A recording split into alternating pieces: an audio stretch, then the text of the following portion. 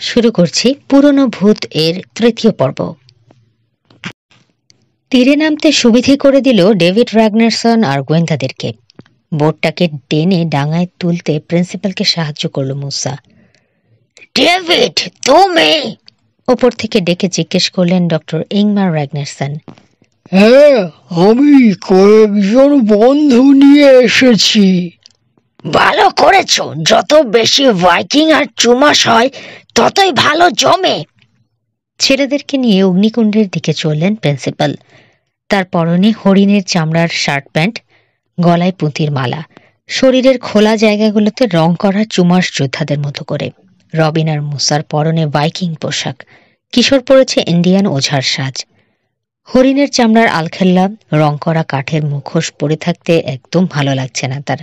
বিড়বিড় করে বলল, জগদ্দল পাথর হয়ে গেছি, বাপরে বাপ, এত ভার। চমৎকার লাগছে তোমাকে কিশোর, প্রিন্সিপাল বললেন। সামান হলো চুমাসদের খুব সম্মানিত পদ। কেন কিশোর, খারাপ লাগছে কেন? হেসে বলল রবিন। এই কিম্ভূত পোশাকে কিশোরকে দেখে কিছুতেই হাসি চাপতে পারছে না। ম্যাজিশিয়ান হওয়ার না খুব শখ তোমার? তা ঠিক, গো গো করলো কিশোর। এখন তুড়ি মেরে তোমাদের দুজনকে উড়িয়ে দিতে পারলে আর কিচ্ছু চাইতাম না। পরেছ তো হালকা পোলকা পোশাক, বুঝবে কি। তবে তোমাদেরকেও খুব সুন্দর লাগছে ভেবো না। পরস্পরের দিকে তাকিয়ে হাসিতে ফেটে পড়ল রবিন আর মুসা। র্যাগনারসনরা দুই ভাইও হাসলেন, মস্ত মুখোশের আড়ালে কিশোরের মুচকি হাসি। বিশাল অগ্নিকুণ্ডের কাছে পৌঁছল ওরা। অনেকে বসে আছে ওখানে, তাদের সঙ্গে ছেলেদের পরিচয় করিয়ে দিলেন ডাক্তার, ডেভিডের বন্ধু হিসেবে। 15 জন লোক খেতে বসেছে। ছেলেদের হাতেও কাগজের প্লেট ধরিয়ে দেয়া হলো। তাতে দেয়া হলো কাবাব করা মোষের মাংস, জবের রুটি, সেদ্ধ সিম আর সালাদ। ডনের দিকে চোখ রেখো, ফিসফিসিয়ে বলল রবিন। শুধু ডনই নয়, কিশোর বলল, সন্দেহজনক সবকিছুর ওপর নজর রাখবে। কাঠের মুখোশের মুখের কাছটায় বড় একটা ফাঁক, সেই পথে মুখের ভেতর খাবার পুরতে বেশ অসুবিধেই হচ্ছে। খেতে খেতে অগ্নিকুণ্ড ঘিরে বসা মানুষগুলোর ওপর নজর রাখছে 3 গোয়েন্দা। কেউ পরেছে চুমাসদের পোশাক, কেউ ভাইকিং জলদস্যুদের। গনগনে কয়লার আঁচে তৈরি হচ্ছে কাবাব, সুগন্ধ ছড়িয়ে পড়েছে। খানিক দূরে সৈকতের ওপর একটা ছড়ানো জায়গায় সারি সারি তাঁবু, আগুনের আলো পড়েছে গিয়েগুলোর ওপর। ডনকে দেখেছ? জিজ্ঞেস করল মুসা।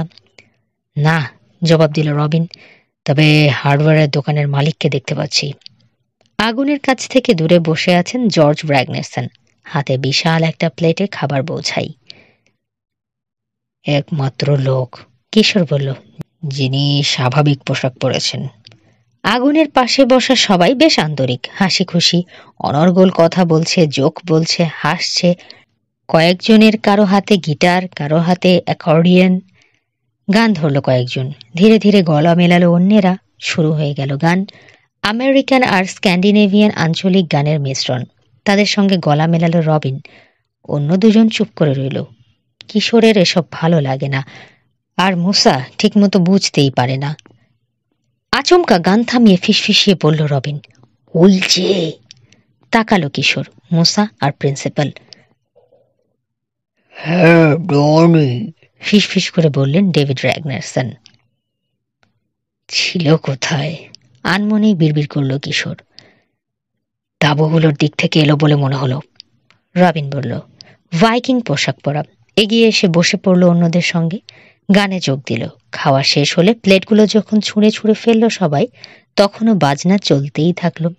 কাগজের প্লেট, প্লাস্টিকের কাঁটা চামচ আর ছুরিগুলো কুড়িয়ে নিয়ে গিয়ে সৈকতের পাশে বসানো ময়লার ড্রামে ফেলল একজন। রাত যতই বাড়ল, ঠান্ডা বাড়তে থাকলো। সাগরের ওপর থেকে ভেসে এলো হালকা কুয়াশা। অনেকেই ফিরে গেল তখন মূল ভূখণ্ডে, জর্জ র্যাগনারসন সহ। একইভাবে বসে ডনের ওপর চোখ রাখল 3 গোয়েন্দা। কত খায় বেটা? মুসা বলল। তোমার চেয়ে বেশি। রবিন হাসল। ছেলেটাকে আমি ঠিক সন্দেহ করতে পারছি না, প্রিন্সিপাল বললেন। অন্য কেউ কাজগুলো করছে হয়তো, দোষ এসে চাপছে ডনের ঘাড়ে, কারণ তার স্বভাব ভালো না। সেই অন্য কেউটা এই দ্বীপেই রয়েছে, কিশোর বলল। আমার বিশ্বাস। অন্য কেউটা কি মানুষ নাকি? প্রশ্নটা শেষ করলো না মুসা, প্রিন্সিপালের দিকে তাকালো। শব্দ আর ভূতের ব্যাখ্যা দেয়া যায়, বাতাস আর আলোর কারসাজি হতে পারে, আর জিনিসপত্র চুরিও এমন কোনো ব্যাপার নয়। এত তাড়াহুড়োর মধ্যে এমনিতেও হারাতে পারে, একটার সঙ্গে আরেকটার মিল আছেই, জোর দিয়ে বলা যাবে না। কাকতালীয় ব্যাপারও হতে পারে। বড় বেশি কাকতালীয়, মেনে নিতে পারছে না কিশোর। আমার মনে হয় না এগুলো এড়িয়ে যাওয়ার মতো ব্যাপার। যোগাযোগ আছেই, কি সেটাই খুঁজে বের করবো আমরা। কিশোর, বলে উঠল মুসা। একটু আগেও ডন ছিল, এখন নেই। চলে গেছে? গেল কখন? রবিনও অবাক হয়েছে। আর মাত্র 4 জন লোক বসে আছে, ডন নেই তাদের মাঝে। ভারী পোশাক আর মুখোশ নিয়ে অস্বাভাবিক দ্রুত লাফিয়ে উঠে দাঁড়ালো কিশোর। জলদি এসো। কাঠের মুখোশ কণ্ঠস্বর ভোঁতা করে দিল অনেকখানি। একপাশে কাঁধ হয়ে আছে, তার মুখের তুলনায় জিনিসটা বেশি বড়। দৌড়! এই, এটা ঠিক করে দাও তো। এই ঘোড়ার ডিমও পড়ে নাকি মানুষ? হেসে তার মুখোশটা ঠিক করে দিল 2 সহকারী। চাঁদের আলোয় কুয়াশাকে লাগছে হালকা সুতোয় তৈরি অস্পষ্ট একটা চাদরের মতো। তার মধ্যে ঢুকে পড়ল 3 গোয়েন্দা। তাঁবুর পাশ কাটিয়ে এলো। মাইল খানেক লম্বা দ্বীপটাতে গাছপালা নেই। সামনে কুয়াশার ভেতরে ভাইকিং পোশাক পরা একটা মূর্তিকে দ্রুত ঢুকে যেতে দেখল। সেই, চাপা গলায় বলল মুসা। গত 2 দিন ধরে এই পোশাকই পরে রয়েছে। কুয়াশার মধ্যে মূর্তিটাকে অনুসরণ করে দ্বীপের পশ্চিম প্রান্তে চলে এলো গোয়েন্দারা। আকাশে মাথা তুলে রেখেছে যেখানে বিশাল দানবীয় টিলাটা। চাঁদের আলোয় কেমন যেন ভুতুড়ে লাগছে, যেন কোনো অপার্থিব জানোয়ার অন্য কোনো খান থেকে এসে নেমেছে পৃথিবীতে। ওটা ছাড়া দ্বীপের এই অংশে আর কিচ্ছু নেই। গোড়ায় ঝোপঝাড় জন্মে রয়েছে ঘন হয়ে। যাচ্ছে কোথায় বুঝতে পারছে না রবিন। সোজাই তো চলেছে, দেখা যাক, কিশোর বলল। কুয়াশার ভেতর দিয়ে যত দ্রুত সম্ভব মূর্তিটাকে অনুসরণ করে চলল ওরা। সতর্ক রয়েছে, লোকটা পেছনে ফিরে তাকালেই যাতে ঝট করে বসে পড়তে পারে। কিন্তু একটি বারও ফিরে তাকালো না ও। সোজা এগিয়ে চলেছে টিলাটার দিকে। তারপর কাইতে মুসা অবাক। নেই তো। মুহূর্ত আগেও যেখানে ছিল ডন র্যাগনারসন, এখন সেখানে কেউ নেই। শুধু পাক খেয়ে উঠছে কুয়াশা। একেবারে গায়েব! চেঁচিয়ে উঠল রবিন। কণ্ঠস্বর নামিয়ে রাখার কথা ভুলে গেছে। অসম্ভব, মানুষ কখনো গায়েব হতে পারে না। বিশ্বাস করতে পারল না কিশোর। চাঁদের আলোয় কুয়াশা পর্যন্ত চোখে পড়ছে, মানুষ না পড়ার কথা নয়। তাহলে গেল কোথায়? মুসা প্রশ্ন করল। ওই পাথর ডিঙিয়ে যায়নি, রবিন বলল। তাহলে দেখতামই। উড়ে গেল না তো? আরে দূর, হাত নাড়ল কিশোর। মানুষকে উঠতে পারে নাকি, লুকিয়ে পড়েছে। ভারী মুখোশটা খুলে ফেলে নিচু হয়ে মাটির দিকে তাকালো সে। ডন যেখান থেকে উধাও হয়েছে সেই জায়গাটার চারপাশে ঘুরে ঘুরে দেখল। অন্য দুজনও পরীক্ষা করলো আরো খানিকটা ছড়িয়ে পড়ে। চাঁদের আলো কমছে বাড়ছে, কুয়াশার ঘন হালকা হওয়ার সঙ্গে সঙ্গে তাল রেখে। একগুচ্ছ রোম খুঁজে পেল মুসা। এই কিশোর, দেখো তো। 5 ফুট উঁচু ঘন একটা চিরসবুজ ঝোপের কাছে দাঁড়িয়ে রয়েছে সে। এক সারি জুনিপারের ঝোপ রয়েছে পাথরের এই পূব পাশটায়। আলখেল্লার ভেতর থেকে খুঁদে একটা টর্চ বের করে আনলো কিশোর। ঝোপের ওপর আলো ফেলল। রোমগুলো যেখানে লেগেছে তার পাশের কয়েকটা ডাল ভাঙা। ওগুলোর পেছনে ঝোপের অন্য পাশে বাঁয়ে একটা ফোঁকর মতো, বোধহয় সুড়ঙ্গ মুখ। রোমগুলো দেখতে দেখতে কিশোর বলল, ভাইকিং পোশাকেরই মনে হচ্ছে। কাপড়ও লেগে রয়েছে খানিকটা, নিশ্চয়ই তার টিউনিক থেকে ছিঁড়েছে। ওই ঝোপের আড়ালেই আমাদের চোখে ধুলো দিয়ে পালিয়েছে ডন। গাছের সারি আর টিলার মাঝের খালি লম্বা জায়গাটা ধরে আগে আগে এগোলো কিশোর।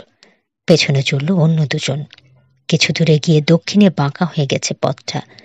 যে ঝোপের কাছ থেকে যাত্রা শুরু করেছে, বড় জোর তার 20 গজ দূরে এসেই শেষ হয়ে গেল জুনিপার। আবার খোলা জায়গায় বেরিয়ে এসেছে ওরা। চাঁদের আলোয় লুকোচুরি খেলছে কুয়াশা, আর কিচ্ছু নেই। কাছেই তীরে আছড়ে পড়ছে সাগরের ঢেউ। হয় হয়, বেশি দূর তো নয়, মুসা বলল। তবুও যথেষ্ট, বলল কিশোর। ঝোপের আড়ালে আড়ালে দৌড়ে এসে আরেকদিকে চলে গেছে।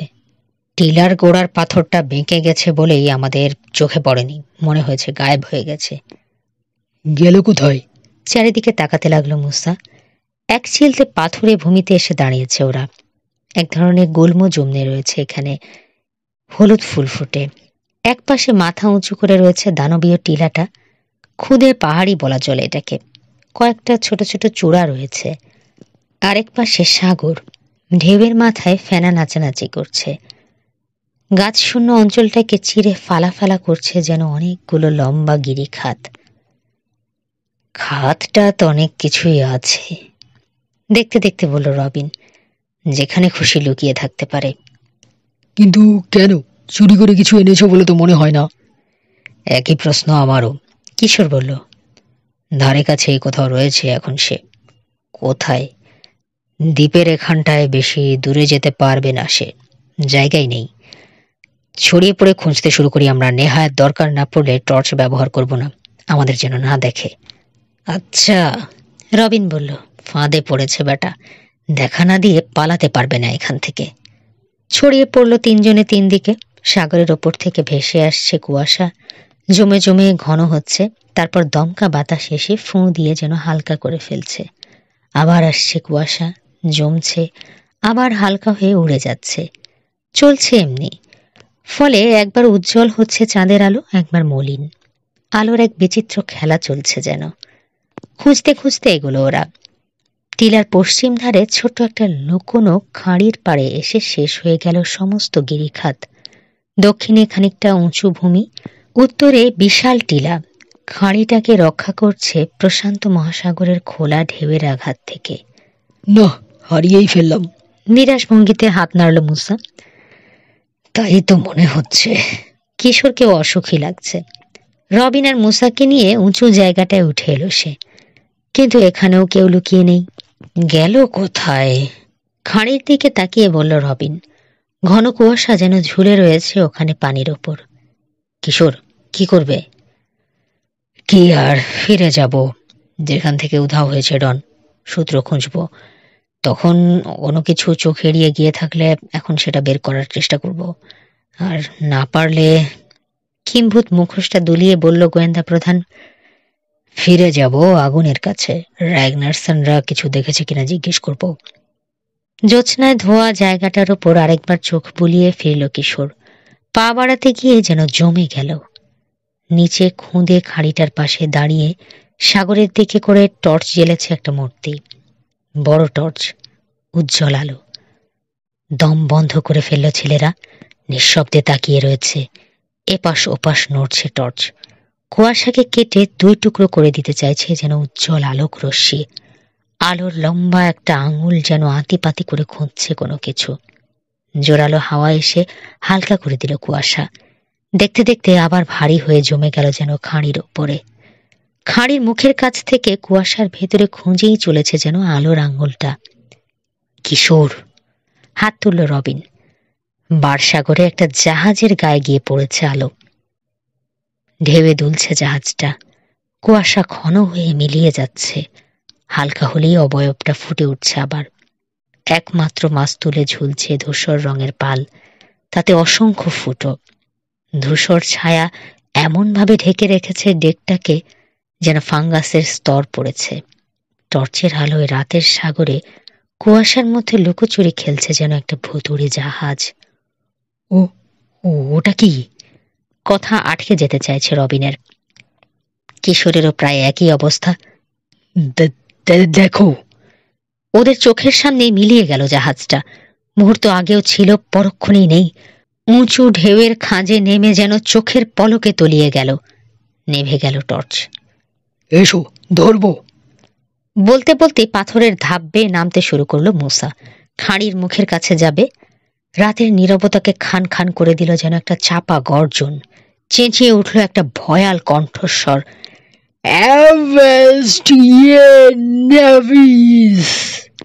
চমকে গেল তিন কিশোর। মুখ তুলে তাকালো শব্দটা যেদিক থেকে এসেছে। খাঁড়ির মুখের কাছে খানিকটা উঁচু জায়গা রয়েছে, পাথরের একটা বেদি মতো। তার উপর উঠে দাঁড়িয়ে রয়েছে দ্য স্টার অফ পানামা জাহাজের ক্যাপ্টেন কুল্টার। গায়ে লম্বা নীল কোট, পিতলের বোতাম, সোনালি সুতোয় কাজ করা নীল ক্যাপ, আঁটো প্যান্ট। তার চারপাশে পাক খেয়ে উঠছে কুয়াশা। হাড্ডি সর্বস্ব একটা হাত তুলে 3 গোয়েন্দার দিকে পিস্তলের মতো তাক করল ক্যাপ্টেন। হিসিয়ে উঠে বলল, চোর, ডাকাত। লম্বা মারাত্মক ভোজালি দেখা দিল তার হাতে। কোপ মারার ভঙ্গিতে সেটা তুলে এগিয়ে আসতে লাগলো ছেলেদের দিকে। খাইতে ভূত, পালাও বলেই দৌড় দিল মুসা। রবিন তো বটেই, এমনকি কিশোরও ভুঁয়ো দৌড় দিতে একটা মুহূর্ত দ্বিধা করল না। উঁচু জায়গাটা থেকে নেমে সরু উপত্যকা ধরে এক ছুটে টিলার বাঁকটার কাছে চলে এলো ওরা। ভুতুড়ে মূর্তিটাকে দৌড়ে হারানোর বাজি ধরেছে যেন। একটি বারের জন্য পেছনে ফিরে তাকালো না। মুসার হেলমেট পড়ে গেল মাথা থেকে। কিশোর ফেলে দিল তার মুখোশ। তোলার চেষ্টাও করলো না কেউ। একমাত্র লক্ষ্য কি করে আগুনের কাছে নিরাপদ জায়গায় পৌঁছতে পারবে। তাদের ছুটে আসাটা নজরে পড়ল ডেভিড আর ইংমারের। উদ্বিগ্ন হয়ে উঠে এলেন তারা। কি হয়েছে, কোথায় গিয়েছিলে? চিৎকার করে জানতে চাইলেন প্রিন্সিপাল। আমরা এদিকে খুঁজে মরছি। কি ব্যাপার? ডাক্তার জিজ্ঞেস করলেন। আমরা ডনের পিছু নিয়েছিলাম, হাঁপাতে হাঁপাতে বলল মুসা। ফাঁকি দিয়ে পালালো। জোরে জোরে দম নিচ্ছে কিশোর। আগে আগে চলছিল, হঠাৎ করে হারিয়ে গেল কোথায়। একটা জাহাজ দেখলাম, রবিন জানালো। তারপর একটা ভূত, বলল মুসা। আরেকজনকে দেখলাম, কিশোর বলল। হাতে একটা টর্চ। হাত তুললেন প্রিন্সিপাল। শান্ত হও, খুলে বলো সবকিছু। এখান থেকে উঠে যাওয়ার পর কি কি ঘটলো বলছি। লম্বা দম নিয়ে শুরু করলো কিশোর। আরেক দিকে তাকিয়েছিলাম, কোন ফাঁকে আগুনের কাছ থেকে উঠে চলে গেল ডন। আমরাও উঠে গিয়ে তাকে দেখলাম কুয়াশার ভেতর দিয়ে এগিয়ে চলেছে, দ্বীপের শেষ প্রান্তের টিলাটার দিকে চলেছে।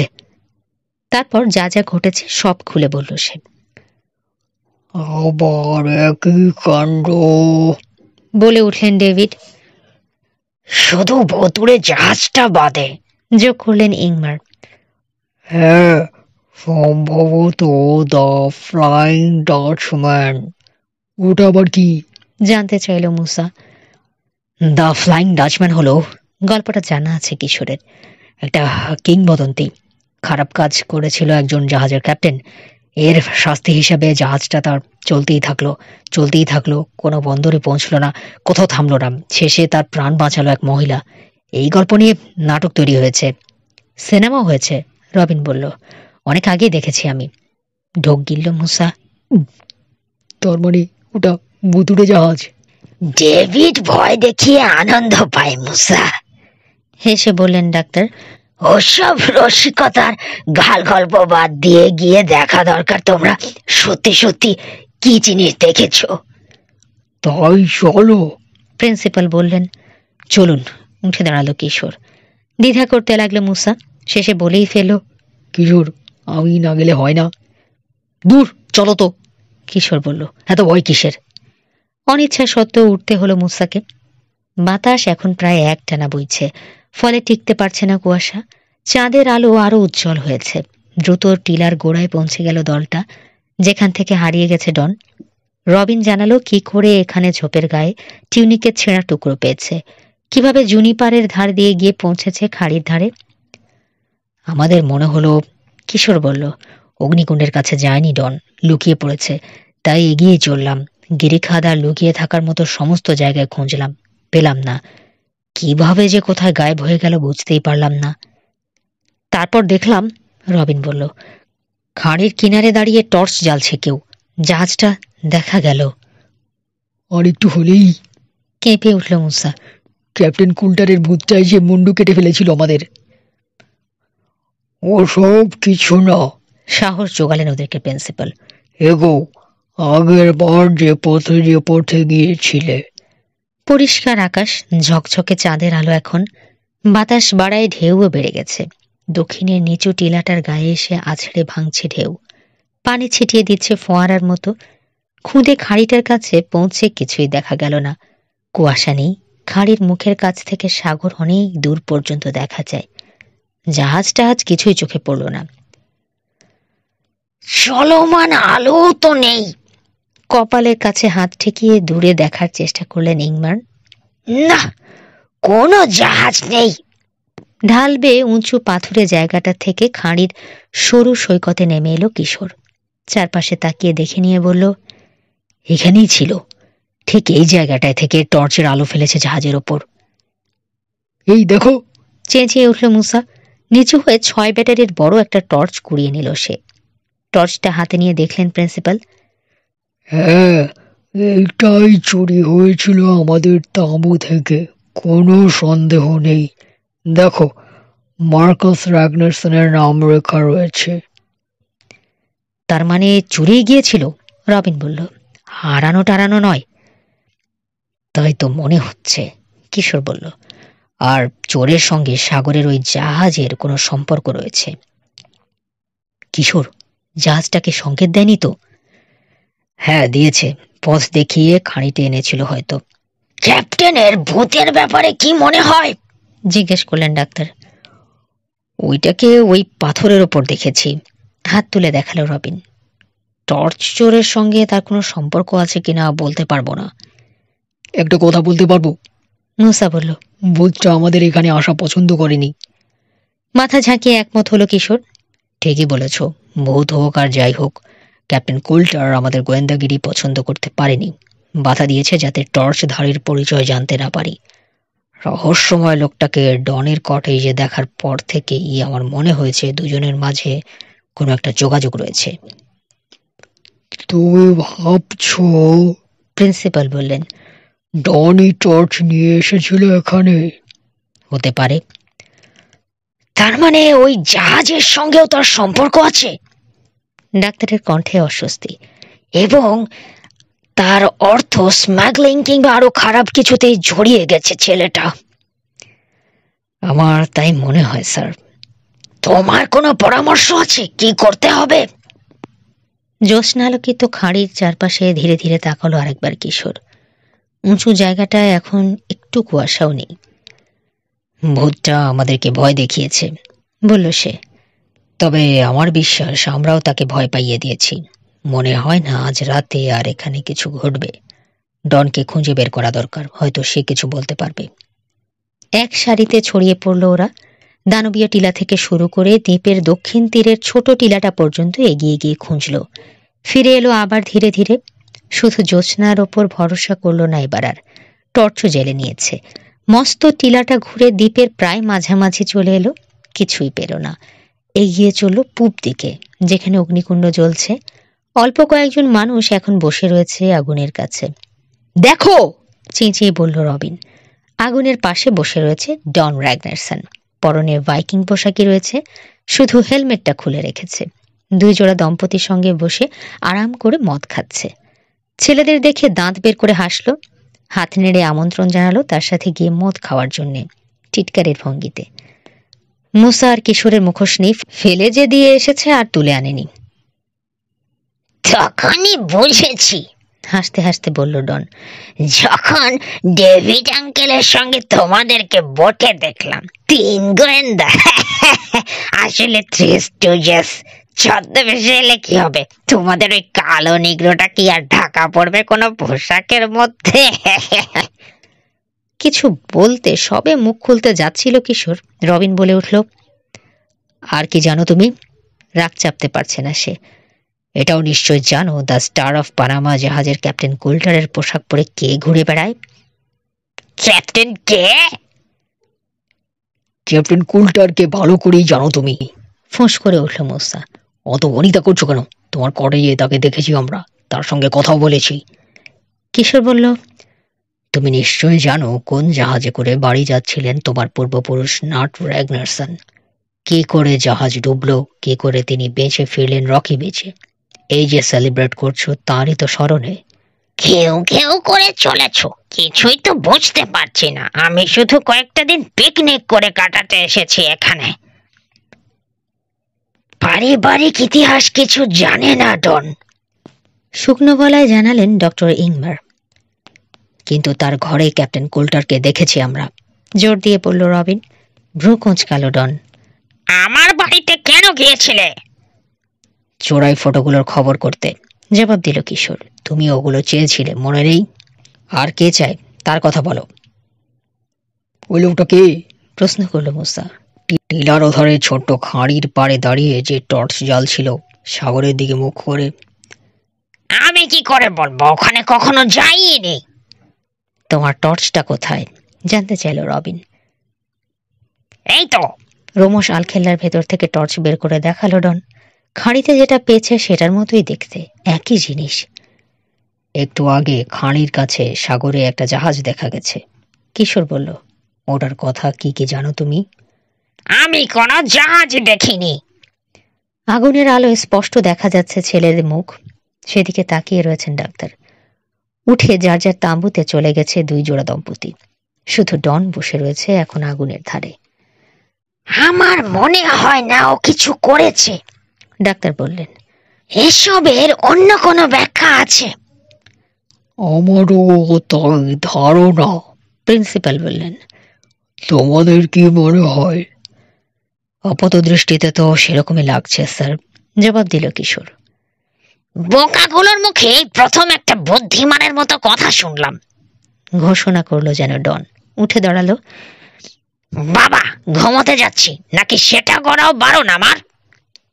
বাবার জবাবের অপেক্ষা করলো না সে, হাঁটতে শুরু করলো তাঁবুর দিকে। চিন্তিত ভঙ্গিতে সেদিকে তাকিয়ে রইল কিশোর। ছেলের সাথে কথা বলার জন্য দ্রুত এগোলেন ডাক্তার। মাঝপথে থামিয়ে কি যেন বলতে লাগলেন। তারপর পাশাপাশি হাঁটতে থাকলেন দুজনে। সেদিকে তাকিয়ে রইলেন প্রিন্সিপাল। ওরা আগুনের আলোর বাইরে না চলে যাওয়া পর্যন্ত। কিশোর, এবার কি করবে? জিজ্ঞেস করলেন তিনি। ঘুমোতে যাওয়াই উচিত, কিশোর বলল। রাতে পাহারার ব্যবস্থা অবশ্যই করব, কিছু ঘটলে যাতে দেখতে পাই। তারপর সকালে দিনের আলোয় গিয়ে ভালো মতো খুঁজবো দ্বীপটার পশ্চিম ধারটা। কোনো কিছু থেকে থাকলে বের করবই। বাতাসে মিলিয়ে যেতে পারে না কোনো মানুষ। তোমাদের সঙ্গে আমিও পাহারা দেব, সিদ্ধান্ত জানিয়ে দিলেন প্রিন্সিপাল। প্রথমে পাহারায় না হয় আমি দেই। তাহলে তো ভালোই হয় স্যার, 4 জন হলাম আমরা। 2 ঘন্টা করে পাহারা দিলে 8 ঘন্টা জাগতে পারবো। ওয়াকি টকি আছে আমাদের সাথে, রবিনেরটা আপনাকে দেব পাহারার সময়। একটা সময় তাকে জাগিয়ে দিয়ে আপনি ঘুমোতে যাবেন। রাতে অনেক পরিবারই থাকতে রাজি হয়নি, চলে গেছে, কিন্তু তাদের তাঁবু খাটানোই রয়েছে। ওরকম একটা তাঁবুতে 3 গোয়েন্দার ঘুমানোর ব্যবস্থা করে দিলেন ডেভিড। শোয়ার পরেও বেশ কিছুক্ষণ জেগে রইল ওরা। অদ্ভুত ঘটনাগুলো নিয়ে আলোচনা করলো। ঘুমিয়ে পড়ল অবশেষে, কানে ঢেবের শব্দ নিয়ে। 1টা পর্যন্ত জেগে রইলেন প্রিন্সিপাল। তারপর রবিনকে জাগিয়ে দিলেন। অগ্নিকুণ্ড জ্বলছেই। তার পাশে এসে হাঁটুতে থুতনি ঠেকিয়ে বসে পড়ল 3 গোয়েন্দার নথি গবেষক। তাকিয়ে রয়েছে গনগনে কয়লার দিকে। কানে আসছে ঢেউ আর বাতাসের গর্জন। হঠাৎ রাতের স্তব্ধতাকে চিরে দিল রক্ত জমাট করা তীক্ষ্ণ চিৎকার। মুমূর্ষু আগুনের সামনে বসে বরফের মতো জমে গেল যেন রবিন। আবার শোনা গেল চিৎকার, বুনো জোরালো, বুকের মধ্যে কাঁপন জাগায়, নেকড়ের ডাকের মতো। না না, সিনেমায় দেখা নেকড়ে ভূত, মায়া নেকড়ের মতো। ওয়াকি টকিতে ডাকলো সে, কিশোর, মুসা, জলদি ওঠো। আবার শোনা গেল ডাক। সত্যি কি মায়া নেকড়ে? গায়ে কাঁটা দিল রবিনের। আগুনে কাঠ আর কয়লা ছুঁড়ে দিল। ভীষণ ঠান্ডা পড়ছে। কম্বলের মধ্যে গুটিসুটি হয়ে বসেও শীত লাগছে তার। তবে গায়ের কাঁপুনিটা বোধহয় বাড়িয়ে দিয়েছে ওই ডাক। ওটা কি? বেরিয়ে এসেছে মুসা, গায়ে কম্বল জড়ানো। খাদ্য পেয়ে আবার বাড়তে শুরু করেছে আগুন। রবিনের পাশে জড়সড় হয়ে বসে পড়ল সে। আমি জানি না। মিস্টার ডেভিড বেরিয়ে এলেন। গায়ে হরিণের চামড়ার তৈরি চুমাস শার্ট, হাতে রাইফেল। এদিক ওদিক তাকাতে লাগলেন। এইটা কি শুনেছি কত দৌড়ত? কোত্থেকে আসছে আন্দাজ করতে পারো? যেন প্রিন্সিপাল সাহেবের কথা কানে গেল ভূতটার। বাতাস আর ঢেউয়ের গর্জনকে ছাপিয়ে আবার শোনা গেল ওটার চিৎকার, ভয়াবহ, রোমাঞ্চকর। একসাথে দ্বীপের পশ্চিম দিকে ঘুরে গেল 3 জোড়া চোখ। বিশাল টিলাটার ওদিক থেকে এসেছে। ওখানেই কোথাও, রবিন বলল। আরো কিছু কাঠ আর কয়লা ফেললো আগুনে। আবার জেগে উঠল আগুন, দাউ দাউ করে জ্বলতে লাগলো। একটা জায়গা থেকেই আসছে, সরছে না। হ্যাঁ, একমত হলেন প্রিন্সিপাল। যেখানে ক্যাপ্টেনের ভূতকে দেখেছি, বিড়বিড় করল মুসা। তার পেছনে এসে দাঁড়ালো কিশোর আর ডক্টর ইংমার। ডাক্তারের পরনে সোয়েট স্যুট, হাতে রাইফেল। জাহাজের ক্যাপ্টেন কখনো নেকড়ের মতো চিৎকার করে না, সেকেন্ড, কিশোর বলল। আর এই দ্বীপে তো দূরের কথা, সমস্ত দক্ষিণ ক্যালিফোর্নিয়াতেও কোনো বুনো নেকড়ে নেই। আবার শোনা গেল ভয়ঙ্কর ডাক। ওই যে! নিজের কানকেও বিশ্বাস করতে পারছে না মুসা। বড় টিলাটার কাছেই মনে হচ্ছে, ডাক্তার শুনে বললেন। মাথা ঝাঁকালো কিশোর। হ্যাঁ, ওদিক থেকেই আসছে। এক আধটা নেকড়ে টেকড়ে ওখানে আটকা পড়েনি তো? ইংমারের জিজ্ঞাসা। কোনোভাবে হয়তো এসে পড়েছিল। অসম্ভব, মাথা নাড়ল কিশোর। নেকড়ে এখানে আসতেই পারে না। আসল নেকড়ে পারে না, মুসা বলল। জ্যান্তগুলো কিন্তু ভূতেরা পারবে না কেন? তাদের তো কোথাও যেতে বাধা নেই, ক্যাপ্টেন কুল্টারের মতো। একটা কথা জোর দিয়ে আমি বলতে পারি মুসা, ওগুলো যে হোক বা যাই হোক, ওই ভূত আর নেকড়ের ব্যবস্থা করা হয়েছে কোনো বিশেষ একটা উদ্দেশ্যে। ডাক্তারের দিকে তাকালো গোয়েন্দা প্রধান। আপনার ছেলে কোথায়? ইয়ে, থতমত খেয়ে গেছেন ডাক্তার। শেষবার দেখেছি এই যে আমি এখানে, মোটরাম।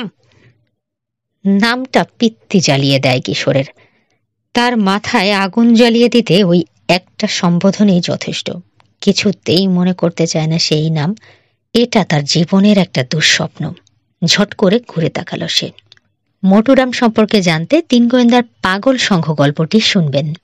আগুনের আলোয় এসে দাঁড়ালো ডন র্যাগনারসন বাবার পেছনে। যে দুই জোড়া দম্পতি দ্বীপে রয়েছে তারাও বেরিয়ে এসেছে তাঁবু থেকে। আরেকবার নেকড়ের ডাক শুনে কেঁপে উঠল মহিলা দুজন। অন্যের কথা বলতে পারবো না, একজন মহিলা বলল। তবে আমার যথেষ্ট হয়েছে, আর থাকছি না আমি এখানে।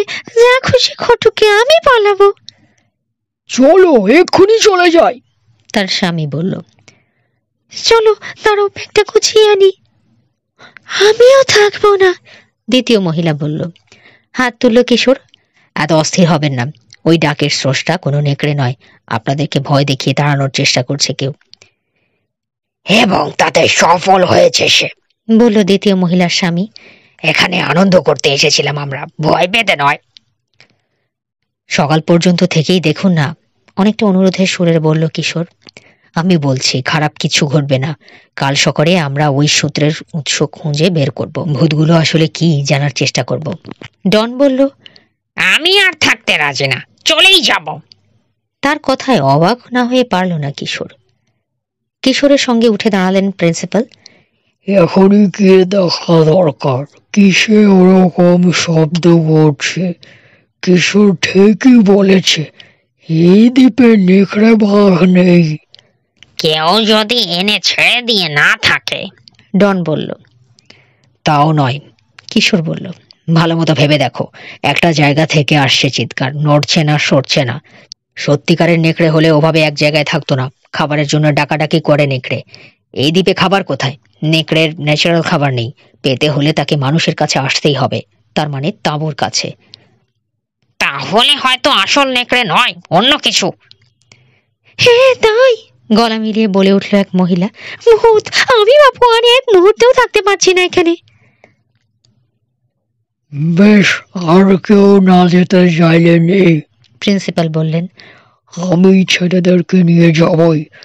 আমরা ফিরে আসো তখন তত থাকো।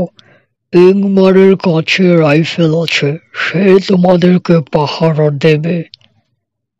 ফিরে আসতে পারেন কিনা দেখেন। নাক দিয়ে বিচিত্র শব্দ করল ডন। দম্পতিরা কোনো মন্তব্য করল না। তিন গোয়েন্দাকে নিয়ে টর্চ হাতে রওনা হয়ে গেলেন প্রিন্সিপাল। চারজনে আবার এগিয়ে চললেন বিশাল টিলাটার দিকে। বাতাসের বেগ আরো বাড়ছে। চাঁদ ডুবে গেছে। রাত্রি এখন অন্ধকার। সাঁই সাঁই করে বয়ে চলেছে বাতাস। ঝাপটা মারছে টিলার গায়ে। পাথরের উপর এসে আছড়ে ভাঙছে ঢেউ। তারার আলোয় ঝিকমিক করছে সাদা ফেনা। আবার ডাকলো নেকড়ে। সেই শব্দ লক্ষ্য করে এগিয়ে চলল ওরা।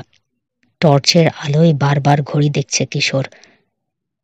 2 মিনিট পর পর ডাকছে, হিসেব করে বলল সে। বেশি নিয়মিত, কোনো জানোয়ারই এরকম সময় মেপে ডাকে না। গাছ শূন্য এলাকা ধরে হেঁটে চলেছে দলটা, সবার হাতে টর্চ। আলোক রশ্মি নাচানাচি করছে এখানে ওখানে, যেন রহস্যময় শব্দকারীকে বিদ্ধ করার জন্যে। আবার শোনা গেল চিৎকার। ওদিকে! টিলার উত্তর দিকে দেখালো রবিন। আবার চিৎকার। খাইছে, এগিয়ে আসছে তো। হাতের টর্চ কেঁপে উঠল মুসার। রাইফেলে শক্ত হলো প্রিন্সিপালের হাতের আঙুল। আরেকবার হলো চিৎকার, একেবারে ওদের সামনেই। থমকে দাঁড়ালো 4 জনই। সামনের অন্ধকারের দিকে নজর। টিলার উত্তর ধারে পৌঁছে গেছে। ওদের নিচে সরু এক চিলতে সৈকত, 10 মাইল দূরে মূল ভূখণ্ড। সৈকত থেকেই ডাকটা এলো মনে হলো আরেকবার, কিন্তু ঠিক কোন জায়গা থেকে বোঝা গেল না। সবাইকে ছড়িয়ে পড়ে খোঁজার নির্দেশ দিল কিশোর। অস্বস্তি বোধ করছে সবাই, তবে ছড়িয়ে পড়ল, অপেক্ষা করছে আরেকবার ডাক শোনার। 2 মিনিট পেরোলো। এইবার মনে হলো ওদের একেবারে কানের কাছে ডেকে উঠেছে। ওই যে, বলে উঠলেন প্রিন্সিপাল। এই তো! চেঁচিয়ে উঠল মুসা। টিলার নিচে ওটার দিকে মুখ করে সৈকতের ঠিক মাঝখানে দাঁড়িয়ে রয়েছে সে। ঝুঁকে একটা ছোট্ট যন্ত্র তুলে নিল। টেপ রেকর্ডার, দেখে বলল কিশোর। প্রতি 2 মিনিট পর পর রেকর্ড করা হয়েছে নেকড়ের ডাক। ক্যাসেটের ফিতে ঘুরছে আর শব্দ হচ্ছে। বাড়িয়ে ধরল ওটা। এই যে স্যার, আপনার নেকড়ে। মাথা ঝাঁকালেন প্রিন্সিপাল। ঠিক এরকম একটা টেপ রেকর্ডার দেখেছি ডনের কাছে। অনেকের কাছেই আছে এই মডেল। ওটা ওর বিরুদ্ধে কোনো প্রমাণ নয়। তা নয়, তবু ওকে জিজ্ঞেস করা উচিত। তাড়াহুড়ো করে ফিরে এলো ওরা। আগুনের কাছে একা বসে রয়েছেন ডক্টর ইংমার। মুখ তুলে বললেন, সবাই চলে গেছে, কেউই থাকলো না। একটা টেপ রেকর্ডার, ইগমার। প্রিন্সিপাল বললেন। মায়া নেকড়ে তো দূরের কথা, সাধারণ নেকড়েও নয়। দ্বীপ থেকে মানুষগুলোকে ভয় দেখিয়ে তাড়ানোর জন্য কাজ করেছে। ঠিকই সন্দেহ করেছিল কিশোর। কিন্তু কেন ডেভিড? কেন এই দ্বীপ থেকে মানুষকে তাড়াতে চাইবে কেউ? কি দরকার তার? সেটাই জানার চেষ্টা করব আমরা, জবাব দিল কিশোর। ডন কোথায়? সবার সঙ্গে চলে গেছে। চলে গেছে? হ্যাঁ হয়ে গেল রবিন। তার মানে ডন আমাদেরকে দ্বীপ থেকে তাড়ানোর চেষ্টা করেনি? হয়তো। এই দেখো দেখো, চেঁচিয়ে উঠল মুসা। পানিতে দেখো। সবাই দেখল আগুনের আলো খাঁড়ির পানিতে গিয়ে পড়েছে। সেখানে দেখা গেল জল জল করে জ্বলছে 3টে কমলা রঙের চোখ, যেন ওদের দিকে তাকিয়ে রয়েছে। ওটা কি? কেঁদে ফেলবে যেন মুসা। এসব ভুতুড়ে কাণ্ড কারখানা আর সহ্য করতে পারছে না সে। নড়ছে চোখগুলো। হয়ে গেল কমলা রঙের 2টো লম্বা ফিতে, পিঠের মতো দেখতে লাগছে, আর 2টো হাত। একজন মানুষ! চিৎকার করে বললেন প্রিন্সিপাল। ডাক্তার আর তিনি দুজনেই উঠে দৌড় দিলেন সৈকতের দিকে। ঝপঝপ করে নেমে পড়লেন পানিতে। ছেলেরা দেখল একটা মূর্তির ওপর ঝুঁকলেন দুজনেই, তারপর সোজা হলেন। বই আনতে লাগলেন পুরুষের একটা ভারী ক্যানভাসের জ্যাকেট। ও, জ্যাকেট! স্বস্তির নিঃশ্বাস ফেলল মুসা। সেফটি রিফ্লেক্টর স্ট্রিপ লাগানো, ওগুলোই জ্বলছিল। হ্যাঁ, জ্যাকেট, গম্ভীর হয়ে বললেন প্রিন্সিপাল। কিন্তু তাকিয়ে দেখো ভালো করে। জ্যাকেটের অনেক জায়গা ছেঁড়া, ফুটো ফাটাও রয়েছে, আর রয়েছে কালচে দাগ। জিনিসটা রবিনের হাতে দিলেন তিনি। সর্বনাশ, এ কাজ কে করলো? রবিনের প্রশ্ন। দাগগুলো তো মনে হয় রক্তের, বলল মুসা। হাঙরের কাজ, বেশ বড় হাঙর, সাদা দাঁতগুলো। তুমি বলতে চাইছো জ্যাকেটের মালিককে খেয়ে ফেলেছে হাঙরটা? রবিনের গলা কাঁপল। আমারও সেই রকমই লাগছে, জবাবটা দিলেন ডাক্তার। হাতে নিয়ে ঘুরিয়ে ফিরিয়ে দেখতে লাগলো রবিন। একটা পকেটের জিপার খুলে ভেতরে হাত ঢুকিয়ে দিল। বের করে আনলো রূপালি একটা জিনিস। সিগারেট লাইটার, গাড়ির কোম্পানির নাম লেখা রয়েছে জাগুয়ার। মিস্টার ডেনমার বোরেন্স। কিশোর কথা বলল এতক্ষণে। কার ডিলার ছিলেন, গাড়ির ব্যবসা করতেন। বোরেন্স? চিনতে পারলেন না ইংমার। যার বোর্ডটা পেয়েছি আমরা। ঢোক গিলল মুসা। পুলিশ অনেক খুঁজেছে, তাকে পায়নি। জ্যাকেটটা তারও হতে পারে, রবিন বলল। মিসেস বোরেন্স বলেছিলেন, মনে করল কিশোর, তার স্বামী পকেটে সবসময় একটা 2-ওয়ে রেডিও রাখতেন। জ্যাকেটটা নিয়ে পকেট হাতড়াতে শুরু করলো সে। পেল না। ঠিক আছে, রেখে দাও, কাল পুলিশকে দেব। আজকেই নয় কেন কিশোর? তাড়াহুড়োর কোনো দরকার নেই। প্রিন্সিপাল যোগ দিলেন ওদের কথায়। সবাই যার যার বোট নিয়ে চলে গেছে, রয়েছে শুধু আমারটা। ইংমারের নেই। ছোট একটা বোটে করে এতগুলো মানুষ যাওয়া এখন ঠিক হবে না। সাগরের অবস্থা ভালো না, সকালেই যাব না হয়। আর ডন যখন চলে গেছে, কিশোর বলল, আজ রাতে আর কিছু ঘটবে বলে মনে হয় না। আপনারা রবিনের পাহারা দেয়া হয়ে গেছে? আমার আর মুসার বাকি, তাই দেব। দাও, ডাক্তার বললেন। আমরা গিয়ে ঘুমাই, দরকার হলে ডেকো। তাঁবুতে ফিরে এলো তিন গোয়েন্দা। কম্বল নিয়ে বেরোতে যাবে কিশোর, জিজ্ঞেস করলো রবিন। কিশোর, ডন যদি এসব না করে থাকে, কে করলো?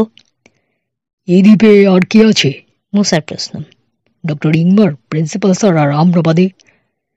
নেই, স্বীকার করলো কিশোর। শুধু আমরা আর দুজন র্যাগনারসন বাদে।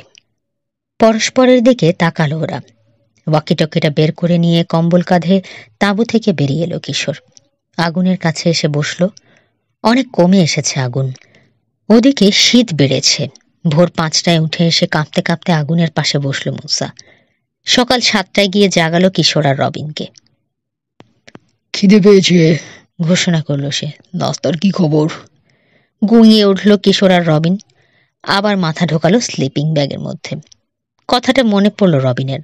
মাথা বের করলো আবার। মুসা, রাতে আর কিছু ঘটেছে? না, জানালো মুসা। ভালোই হয়েছে আমার জন্যে। বাপরে বাপ, কি ঠান্ডা! ব্যাগের ভেতর থেকে বলল কিশোর। হাড় পর্যন্ত জমে গিয়েছিল, এখনো গরম হয়নি। এই যাও তো, সরো, ঘুমোতে দাও। জ্যাকেটটা পুলিশের কাছে নিয়ে যাবে না? রবিন জিজ্ঞেস করলো। ব্যাগ থেকে বেরিয়ে এসে জুতো পরতে শুরু করলো। টেপ রেকর্ডারটা ডনের কিনা তাও তো জানা দরকার, মুসা বলল। চাপা একটা গোঙানি দিয়ে ব্যাগ থেকে বেরিয়ে এলো কিশোর। হাই তুলল। হাত টান টান করে আড়মোড়া ভেঙে শরীরের জড়তা দূর করার চেষ্টা করলো। ঠিক বলে হাসলো সে। চলো, আগে খেয়েই নেই। হ্যাঁ, এইবার মগজ চলছে তোমার ঠিক মতো, খুশি হয়ে বলল মুসা। তাঁবু থেকে বেরিয়ে এলো তিনজনে। কাঠ আর কয়লা ফেলা আগুনটাকে উস্কে রেখেছে মুসা। বাতাস পড়ে গেছে। দ্বীপের ওপর এসে আবার ভিড় জমানোর চেষ্টা করছে কুয়াশা। তবে ঘন হতে পারেনি এখনো, হালকাই রয়ে গেছে। সূর্যের মুখ দেখে অনুমান করতে কষ্ট হয় না, বৃথা চেষ্টা। সফল হতে পারবে না কুয়াশা। রোদের মতোই উজ্জ্বল হাসি হেসে তাদেরকে স্বাগত জানালেন প্রিন্সিপাল। আগুনের পাশে বসে আছেন তিনি। কি খাবে? মাংস ভাজা, ডিম, হটডগ, গরম কোক, প্যানকেক, সব খাবো, জানিয়ে দিল মুসা। ইচ্ছেটা তার মুখ দিয়ে বেরোলো বটে, কিন্তু খাওয়ার বেলায় দেখা গেল কেউই কম যাচ্ছে না। এমনকি প্রিন্সিপালও গোগ্রাসে গিলছেন। দ্বীপের খোলা বাতাস আর প্রচন্ড ঠান্ডা খিদে বাড়িয়ে দিয়েছে সবারই। কাল রাতে আর কিছু ঘটেনি তো? ফ্রাইং প্যানে করে টিনের মাংস গরম করতে করতে জিজ্ঞেস করলেন ডেভিড। না স্যার, জবাব দিল মুসা। ডন নেই তো দ্বীপে, বলল আরেকটা কণ্ঠ।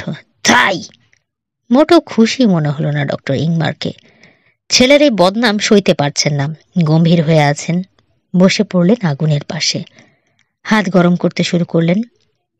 ওটা একটা ব্যাখ্যা বটে, কিশোর বলল। তবে শুধু সম্ভাবনা, ঠিক নাও হতে পারে। কাল রাতে অনেকেই আমরা দ্বীপে ছিলাম। টেপ রেকর্ডারটা পাওয়ার পরও ছিলাম। ওটা পাওয়ার পর ভয় দেখানোর বৃথা চেষ্টা আর করতে যাবে না সেই লোক, অন্তত একই রাতে তো নয়। আসলে ডন ছিল না বলেই তো আর কিছু ঘটেনি। আপনারা শিওর? চুপ করে ভাবতে লাগলেন দুজনে। অবশেষে প্রিন্সিপাল বললেন, আমি শিওর। যতবার ভূত দেখা গেছে কিংবা নেকড়ের ডাক শোনা গেছে, দ্বীপে ছিল ডন। কিন্তু জিনিস যখন চুরি হয়েছে, ডাক্তার বললেন, সে তখন এখানে ছিল না। তাতে কিছু বোঝা যায় না। ফ্রাইং প্যানটা আগুনের ওপর থেকে সরিয়ে আনলেন প্রিন্সিপাল। কখন ওগুলো চুরি হয়েছে বলতে পারবো না আমরা। মাথা ঝাঁকিয়ে বোধহয় একমতই প্রকাশ করলো কিশোর। চুপ করে বসে রইল সবাই। প্যানে ডিম ভাজতে লাগলেন ডেভিড। কিছুক্ষণ পর জিজ্ঞেস করলেন, এরপর কি করবে তোমরা? মেনল্যান্ডে ফিরে গিয়ে ডনের ব্যাপারে তদন্ত চালাবো, জবাব দিল কিশোর। জ্যাকেটটা নিয়ে যাই, কি বলেন? পুলিশকে দেখাবো, মিসেস বোরিন্সের সাথেও দেখা করব। সময় বেশি নেই, যত তাড়াতাড়ি পারি ছবিগুলো আরেকবার পরীক্ষা করে দেখতে চাই। বেশ। ডিমের দিকে তাকিয়ে রয়েছেন প্রিন্সিপাল, সতর্ক রয়েছেন, বেশি তাপ লাগলে পুড়ে যাবে। সাগরকে অনেক সময় কেয়ারই করতে যায় না লোকে। অবাকই লাগে আমার ভাবলে, অথচ কি বিশাল বিপজ্জনক। বিপদের কথা বেমালুম ভুলে যায় ওরা। কিশোরকে জিজ্ঞেস করলেন ডাক্তার, ডন কিসে জড়িয়েছে বলো তো? মাথা নাড়ল কিশোর। এখনো জানি না, তবে দ্বীপ থেকে যে সবাইকে তাড়াতে চেয়েছে এটা ঠিক। তাহলে কাল রাতে সে নিজে চলে গেল কেন? মেনে নিতে পারছে না এখন রবিন। সেটা আমাকেও অবাক করেছে নথি। ও চলে যাওয়ার কথা বললে রীতিমতো চমকে গিয়েছিলাম আমি। হয়তো কোনো ব্যাপারের পরিবর্তন হয়েছে। মাংস ভাজা খাওয়া প্রায় শেষ হয়ে এসেছে। সবার প্লেটে ডিম তুলে দিলেন প্রিন্সিপাল। মজা করেই খেল সবাই, একমাত্র ইংমার বাদে। ছেলের জন্য দুশ্চিন্তা হচ্ছে তার। আগুনের আর দরকার নেই, নিভিয়ে ফেলা হলো। কাপ প্লেটগুলো ধুতে সাহায্য করলো তিন গোয়েন্দা। তারপর সবাই গিয়ে উঠল প্রিন্সিপালের মোটর বোটে। জিনিসপত্র সবই থাক, তিনি বললেন, রহস্যটা সমাধান হয়ে গেলে আবার হয়তো আসতে চাইবে লোকে, তখন প্রয়োজন পড়বে। আর যদি না আসে তখন দেখা যাবে, এসে নিয়ে যেতে পারবো। কুয়াশার চিহ্নও নেই আর। ঝলমলে রোদ উঠেছে, পরিষ্কার সুন্দর একটা দিন। বাতাস পড়ে গেলেও সাগরের ঢেউ কমেনি। এই একটা জিনিস অবাক লাগে মুসার, ঢেউয়ের সঙ্গে যে কিসের প্রত্যক্ষ সম্পর্ক জন্মের পর থেকেই সাগরের তীরে বাস করেও আজও আবিষ্কার করতে পারেনি সে। এক এক সময় তার মনে হয় সাগরের রহস্য ভেদ করা বুঝি মানুষের সাধ্যের বাইরে। বড় বড় ঢেউয়ে ভীষণ দুলছে বোট। ভয় হতে লাগলো অতিরিক্ত যাত্রী নিয়ে না শেষে ডুবেই যায়। ডুবল না, ডকে পৌঁছল নিরাপদেই। পাবলিক ডকে সারি সারি মোটর বোট বাঁধা রয়েছে। সেদিকে হাত তুলে ইংমার বললেন, ওই যে ডনের বোট, চুরি করে আর দ্বীপে ফিরে যায়নি। বোটটা বাঁধতে ভাইকে সাহায্য করলেন তিনি। দুজনকে ধন্যবাদ জানিয়ে সাইকেল র্যাকের দিকে এগোলো তিন গোয়েন্দা। কি করবে এখন কিশোর? মুসা জানতে চাইল। তুমি আর রবিন ডনের কটেজে চলে যাও, নির্দেশ দিল গোয়েন্দা প্রধান। ওর উপর কড়া নজর রাখবে, বাড়ি থেকে বেরিয়ে কোথাও গেলে পিছু নেবে। যদি ওখানে না থাকে, রবিন জিজ্ঞেস করলো, ওর ফেরার অপেক্ষা করবে। তুমি কি করবে? মুসা জিজ্ঞেস করলো। মিসেস বোরিন্সের সঙ্গে দেখা করতে যাব, তারপর যত তাড়াতাড়ি পারি চলে আসবো তোমাদের কাছে। সাইকেল নিয়ে রওনা হয়ে গেল রবিন আর মুসা। টেলিফোন বুক থেকে মিসেস বোরিন্সের ঠিকানা বের করতে চলল কিশোর। পাওয়া গেল সহজেই। ডনের কটেজটা সৈকতে, শহরের এক প্রান্তে। আরেক প্রান্তে তার উল্টো দিকে পাহাড়ের ওপর বোরিন্সদের বাড়ি। মরেছি, আনমনে গুঙিয়ে উঠল কিশোর। বহু দূর সাইকেল ঠেঙাতে হবে, তার উপর পাহাড়ি পথ। কিন্তু কি আর করা, যেতে যখন হবেই। সরু গিরিপথ বেয়ে ধীরে ধীরে উঠে চলেছে সে। হাঁপাতে শুরু করেছে ইতিমধ্যেই। পথ বেশ খাড়া। বাদামি পর্বতের পাদদেশে দেখা যাচ্ছে র্যাঞ্চের মতো বাড়িটা। অনেক পুরনো বাড়ি, নতুন করে মেরামত করা হয়েছে। বিশাল বাড়ির সামনে ছড়ানো সবুজ লন, গাছপালায় ঘিরে রেখেছে। আশেপাশে অনেক চাষের জমি, নিয়মিত চাষ করা হয় দেখলেই বোঝা যায়। চড়াই শেষ হলো, এবার উতরাই। এই ঢালটা পেরোলেই পৌঁছে যাবে বাড়িটাতে। ওঠার সময় গতি খুব ধীর ছিল, নামার সময় সেটা পুষিয়ে নেওয়া যাবে ভেবে খুশি হয়ে উঠল কিশোর। ঠিক এই সময় চোখে পড়ল বোরিন্সদের ড্রাইভওয়ের ঢাল বেয়ে যেন পিছলে নেমে আসছে একজন মোটরসাইকেল আরোহী। ডন র্যাগনারসন। এখানেই শেষ হচ্ছে পুরনো ভূত এর ৩য় পর্ব। পরবর্তী পর্ব শুনতে এবং নতুন নতুন আরো অনেক গল্প শুনতে সাথে থাকুন গল্প বাই ঘাসফড়িং এর। ধন্যবাদ।